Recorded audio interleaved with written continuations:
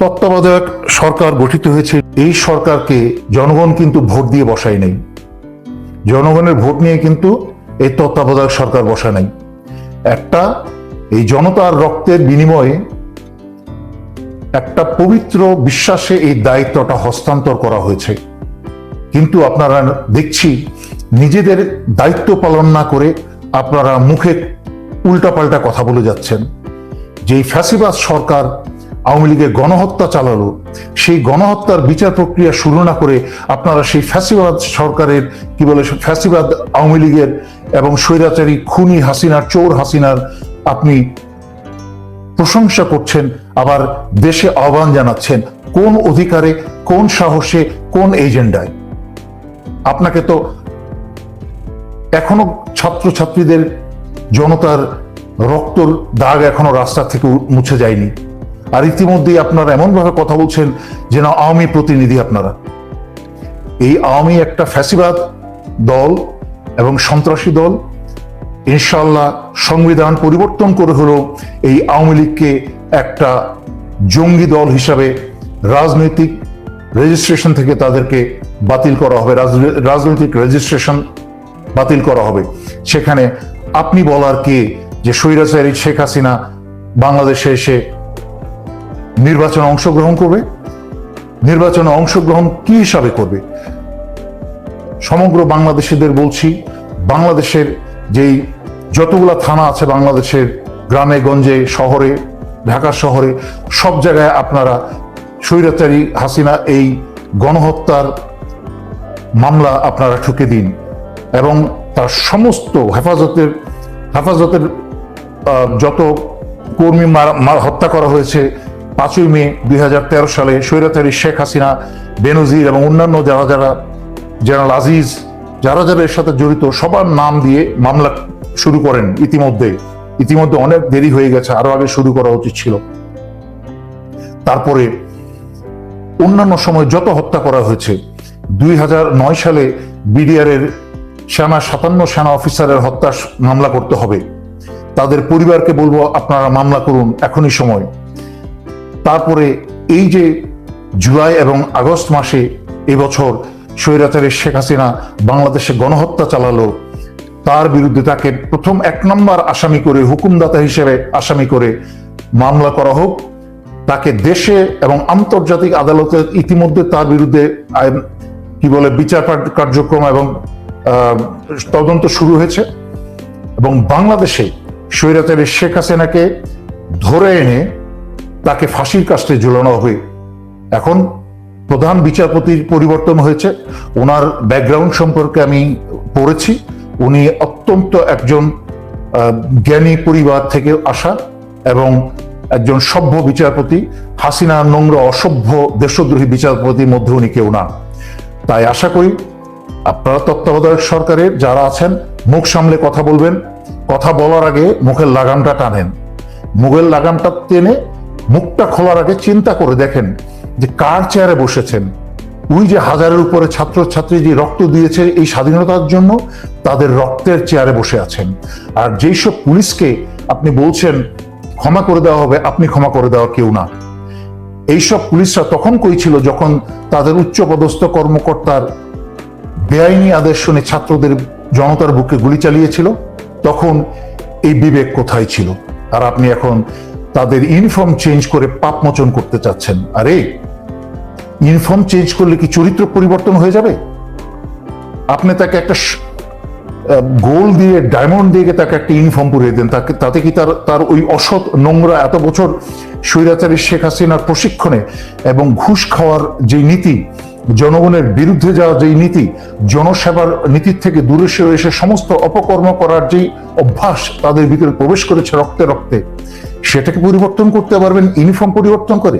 খামাখা শত শত জনগণের কোটি টাকা, শত শত কোটি টাকা জনগণের নষ্ট করবেন। এই যে বিডিআর এর 57 সেনা অফিসার হত্যার পরে বিজিবি নাম পরিবর্তন করা হলো, ইউনিফর্ম পরিবর্তন করা হলো, তাতে কি পরিবর্তন হয়েছে? বাংলাদেশের সীমান্তে কি বাংলাদেশের নিরপরাধ জনগণকে হত্যা করা বন্ধ করতে পেরেছে? চোরের মতো দাঁড়িয়ে থেকে বিএসএফ কে গুলি করে মারতে দিয়েছে। কাপুরুষের মতো দাঁড়িয়ে থেকেছে, হাসি মুখে হ্যান্ডশেক করে লাশ ফেরত নিয়ে এসেছে, নির্লজ্জ বেহায়ার মতো। সুতরাং ইউনিফর্ম পরিবর্তনে কোনো চরিত্রের পরিবর্তন হবে না, প্রশিক্ষণ পরিবর্তন করেন। ওই উপরের যত আইজি থেকে আরম্ভ করে, ডিআইজি থেকে আরম্ভ করে, এসপি থেকে আর যারা যারা আদেশ দিয়েছে গুলি করতে এবং এত বছর হাসিনাকে একটা মনস্টার ফ্র্যাঙ্কেনস্টাইনে পরিণত করেছে, এদের এক একটাকে মামলা দিয়ে জেলে ভরে বিচার কার্যক্রম শুরু করেন।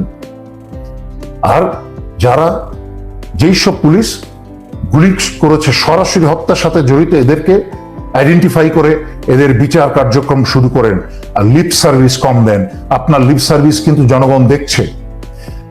আমি আসিফ এবং নাহিদ, কি তোমরা কি সরকারের চেয়ারে বসে কি আরাম পেয়ে গেলে নাকি? মনে রেখো, তোমাদেরকে কিন্তু বসানো উচিত ছিল প্রথমেই।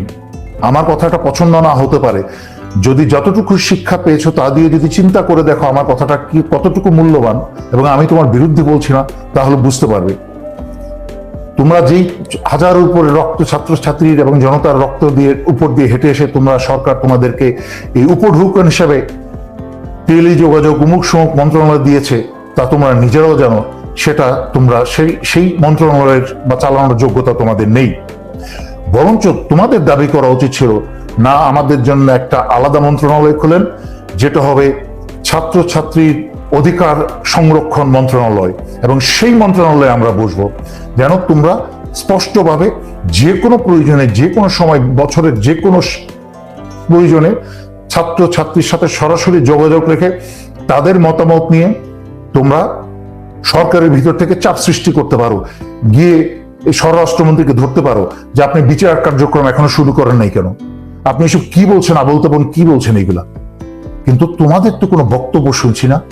তোমরা মনে হচ্ছে তোমাদেরকে উপঢৌকন দিয়েছে, খুব অত্যন্ত সুচতুর ভাবে তোমাদের উপঢৌকন দিয়েছে, কতগুলো মন্ত্রণালয় দিয়েছে, তোমরা খুশিতে গদগদ হয়ে গেছো।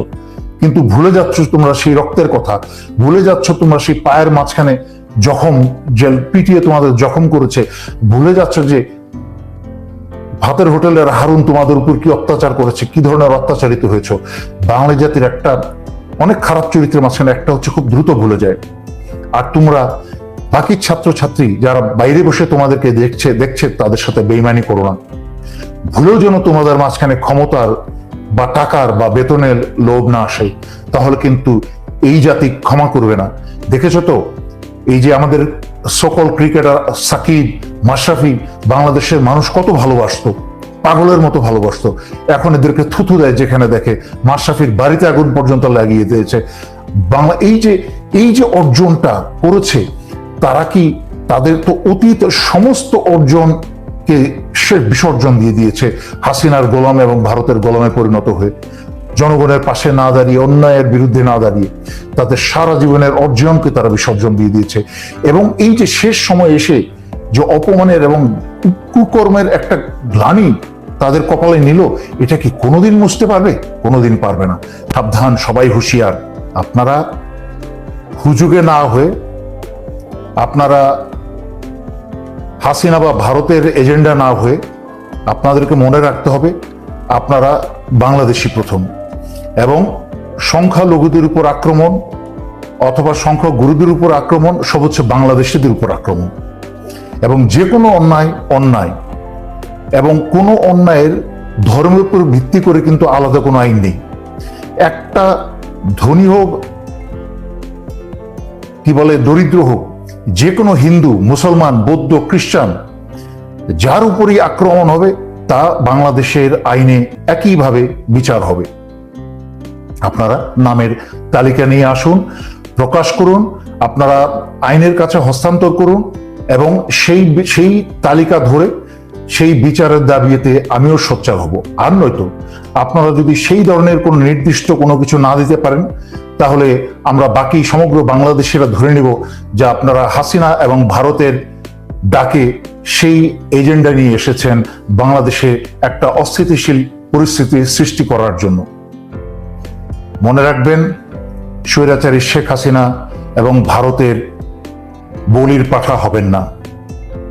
এই দেশ সমপরিমাণ এই দেশ ততটুকুই আপনার যতটুকু একটা অন্য ধর্মাবলম্বী একটা বাংলাদেশি কোনো অংশে বিন্দুমাত্র কম নয়। তাই আমি আপনাদের প্রতি অনুরোধ করব, ধোঁকায় পড়বেন না।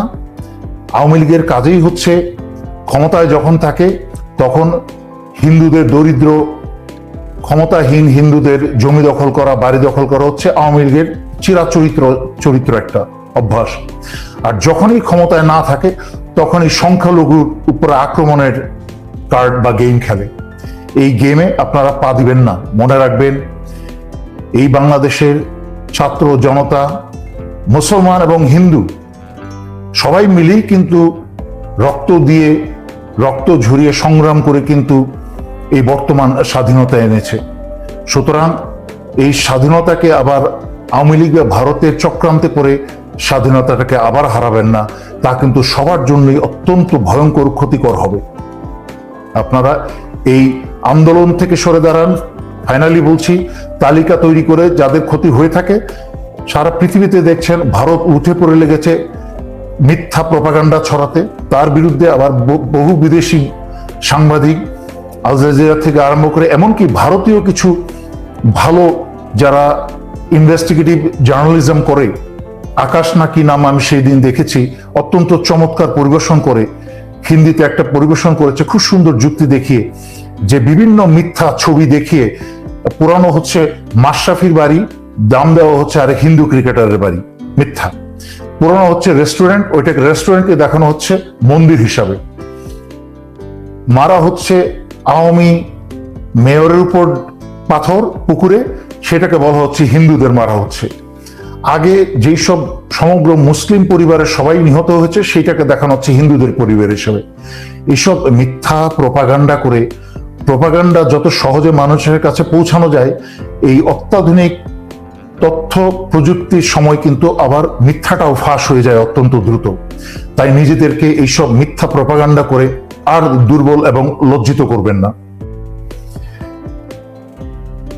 আমার কাছে বিভিন্ন ধরনের তথ্য এসেছে ভারতে লুকিয়ে থাকা এই স্বৈরাচারী হাসিনা এবং হাসিনার বিভিন্ন আওয়ামী লীগের ব্যক্তিবর্গ, তারা বাংলাদেশে শত শত কোটি টাকা ঢালছে, বাংলাদেশে সংখ্যালঘুদের বাড়ি ঘর জ্বালিয়ে এবং হত্যা করে একটা অস্থিতিশীল পরিস্থিতি সৃষ্টি করার জন্য এবং দুনিয়াকে দেখানোর জন্য যে স্বৈরাচারী হাসিনা ছাড়া এই দেশের সংখ্যালঘুদের জীবন নিরাপদ নয়।